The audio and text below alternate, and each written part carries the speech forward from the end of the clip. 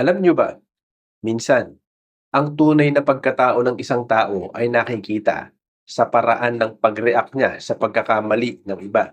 May mga taong nakakasakit dahil sa kamangmangan, kahinaan, takot o bugso ng emosyon. Hindi nito ginagawang tama ang ginawa nila. Pero minsan, ang taong kinamumuhian mo ay nadala lang ng kahinaan sa isang sandali, samantalang ang puot at pagganti mo, pinag-iisipan at sinasadya mo na.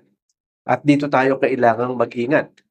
Bago pa natin malaman ang buong kwento, hinusgahan na natin ang buong pagkatao niya. Minura, ipinahiya, at kung minsan, ginantihan pa ng mas malala kaysa ginawa niya.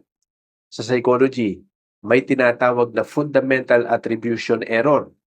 Madali nating isipin na ang maling ginawa ng isang tao ay dahil masama siyang tao, habang nakakalimutan nating tingnan ang sitwasyon at konteksto. Hindi ibig sabihin nito na kukonsintihin mo ang mali.